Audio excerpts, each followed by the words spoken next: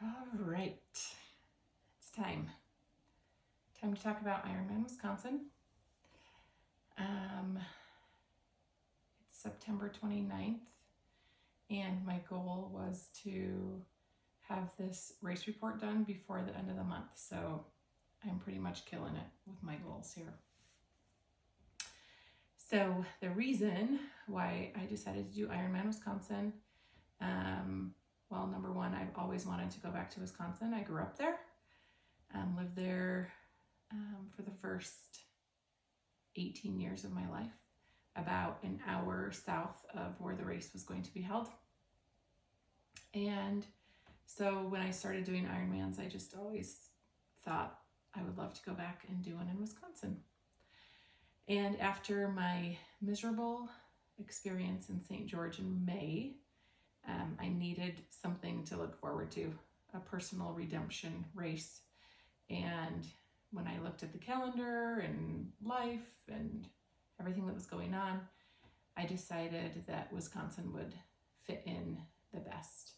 And so I signed up for that one. I probably signed up the week after I finished St. George, because that's what you do. So leading up to the race, of course, you start looking at the weather. A few days before we left, it said that it would be about a 30% chance of rain. And then as the days got closer and closer to the race, the percentage increased. We left Thursday to go to Wisconsin, got there about midnight Thursday night. And then by Friday, the percentage had increased, I believe, to 70% by Friday morning. And then by Friday night, they were saying that it was 100% chance of rain on race day, which was Sunday. The hard part of this was that the weather in Wisconsin on Friday and Saturday was gorgeous, perfect weather. And so it was really hard to wrap your mind around going from beautiful weather to such a really hard, wet, windy day. But as it got closer and closer, and there was just no let up in sight as far as the weather forecast went. You just had to change your mindset. So we got there late Thursday night. Friday was registration, so we got that taken care of. And then my brother-in-law came to do the race there as well. And so Patrick and Matt and I decided to drive the bike course and see what that was all about, since neither of us had done the course before. And it was fun. It was fun to drive out in the Wisconsin countryside, and I have lots of fond memories of the Wisconsin countryside, just how green it is, and just wide open fields and farm animals and silos, and just it's really beautiful. Wisconsin is a beautiful state. But while we were driving it, we realized just how many twists and turns there were, and hills, and thinking about riding in wet weather, those twists and turns and hills become a little scarier. So I'm kind of a chicken biker. Cars scare me when I'm on my bike. I don't really trust drivers in cars when I'm on my bike. So anyway, just overall, I'm just a kind of a pansy biker. So I was really glad that we had prepped and been able to drive the course and see what that was all about. That helped my fears a little bit. So let's see, Saturday we needed to check our bikes in, and then Matt had met some really nice people on the flight from St. George to Madison who gave us tickets to the Badger football game Saturday afternoon. So we were able to do that, which is great, because leading up to a race, your mind can just start working overtime, and it's hard to stay calm. And so it was good to just have a little bit of distraction by doing that. We also went shopping because I did not have appropriate warm weather racing clothes. And at this point, my biggest fear was getting cold. And I run cold. I think I'm still frozen from growing up in Wisconsin. And so anyone who knows me knows that I'm always cold. So we went to Dick's, and I bought the jacket that I ended up doing the whole day in, which was windproof and waterproof. And it was not Aero, but that's okay. It kept me mostly warm. And then we went to the game, and it was really fun. Wisconsin Badger football games are really fun. So went to dinner after that, went home, went to bed. I think it started sprinkling around 9 o'clock that night. And then woke up early Sunday morning and got all my stuff together, went down into the lobby of the hotel to wait for my brother-in-law, and all the people who were racing were down there and talking in small groups. And this guy came in from outside, and I just went up to him and I said, "How is it out there?" And he just said, "This is ridiculous. This is going to be a disaster. I am not going to do this race. I don't think anybody should do this race. This is not safe. There's standing water all over the parking lots. It is miserable out there." And then he took off up the stairs to his room. And I just kind of laughed because we don't have control over the weather, right? We only have control over ourselves and how we look at the experience. And I didn't ever think I'm not going to do this race. I just thought we need to prepare as best we can and then take it one moment at a time. So headed off. The cool thing about this race, there are lots of cool things, but one of the cool things is that the transition areas are indoors. And so I don't know if that was good or bad for this race, but I was able to stay warm until I was on the bike, because the temperature of the water was actually warmer than outside. So the swim was fine. There were some waves. I think one of the most interesting things about the swim was walking to the swim start, and there was just mud just seeping up in between your toes, and reminded me of growing up in Wisconsin and rainstorms. So swim was good, not fast, but good, and came out, and it's really cool. That race, you get to run up this helix. So our bikes were either at the top level or the next to top level of the parking structure, and so you run up this helix in order to get to where your bike is. And there were spectators just lining all along there, so cheering you along as you ran up there.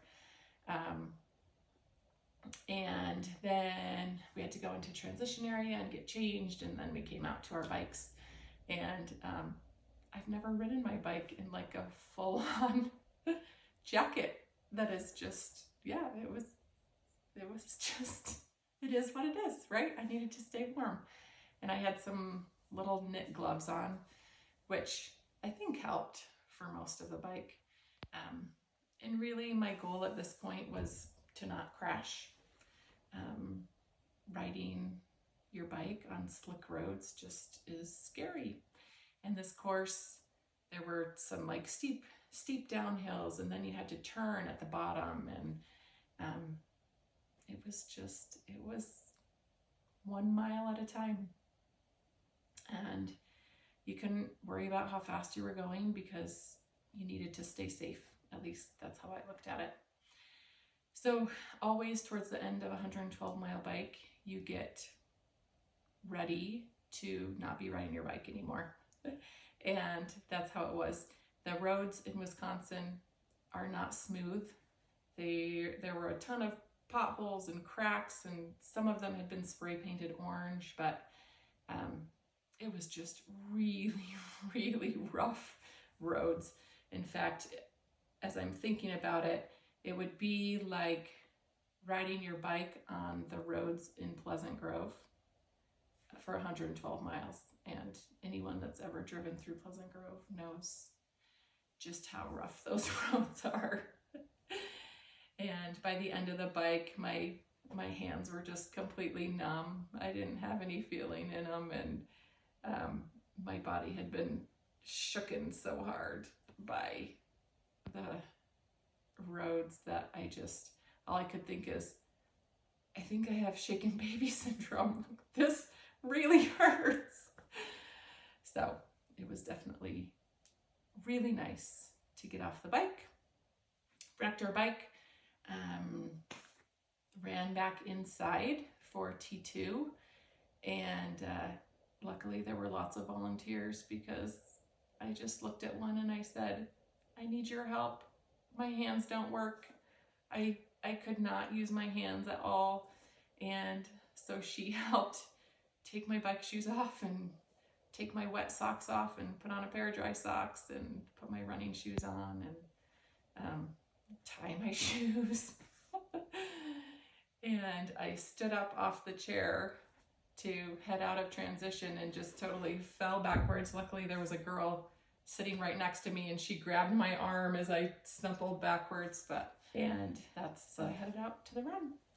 And as I was heading out, there was a girl leaving about the same time, and she had these shorty shorts on and like a short little tank top, and I was in my jacket. I had my jacket on, I had my hood on, I had my visor over the hood so that the rain would stay out of my eyes, and she's running out in her, and my first thought was, this is how I feel when I walk into Vasa, just like really overdressed. So heading out to the run, I don't think my brain was working very well at that point. So I just started running. You just kind of zone out and just keep your legs moving forward. It was fine for about the first 8 miles. And then my right hip flexor just completely, I don't know what happened, but there was a lot of pain. Started with my hip flexor and then moved to my right hamstring and then my right glute. And so my run quickly turned into a walk run, which is okay. My focus was getting to the finish, and so I did that one step at a time. Some of the things I remember from the run, a lot of people complimented me on my hair that was just kind of sticking out of my jacket. There was one guy that told me I looked like crap, except he used the other word for it, which was true. I just kind of laughed. There were puddles, just like huge puddles, muddy puddles that you couldn't avoid, and it was funny because you're soaking wet from head to toe, but still, I didn't want to run through the puddles. We ran through Camp Randall, so where we had been for the football game the day before, which I think was really fun. It's just a really vibrant area, and it was fun to just be right down on the field. I love football, so maybe that's why. And then I don't remember much of the run. The aid stations, people at the aid stations were great. There was watered down Coke from the rain and watered down chicken broth. Let's see, I PR'd in porta potty stops on the run, so that was nice. But yeah, it was really just about getting to the finish, and I was really glad. when I got there. So here's the thing about really tough conditions when you are racing. Obviously, Ironman is a really, it's a hard thing. It's a long day. And when you don't have control over the weather, then it just adds another level of difficulty. And I've been lucky enough to have completed some really tough Ironmans. St. George was one that happened in May. That was hot and windy and a very difficult course. Last year, I completed Ironman Coeur d'Alene, which I can't remember, 100 something degrees. It was when there was that huge heat wave in the Northwest. I completed that one, and all three of the St. George Ironmans in 2010, 2011, 2012, they each had their own difficulty as well. So, and I was able to complete all of them. So I really think that the mind is a powerful thing. And if you start something and you are set on completing it, all you can do is prepare beforehand and then take it one step at a time and keep your focus on that finish line. So I'm really glad I did it. It was not my best performance, but it was a good day. And I learned a lot about myself. And I suppose that's one of the reasons why I keep doing these, is that the mental strength that you are able to get from completing one of these is just, there aren't very many things in my life that have given me that level of mental strength that comes from that. You wear your body down and all that you have to go on is your mental strength. So I am super proud of myself, and I'm proud of my brother-in-law. He finished about an hour and a half before me, which is awesome. And it took me about 4 days to get the feeling back in my last 2 fingers from being frozen. And it did a number on my body. I felt every bit of that race through every cell of my body for about 2 weeks after that race. So there is something to being in those conditions that it was really, really hard. Good again, and looking forward to the next thing. So am I going to do another one? Absolutely. Will I go back to Wisconsin? I hope so one day. It's a beautiful course, and I've heard that that was the most difficult conditions they've ever had for that race. So lucky me.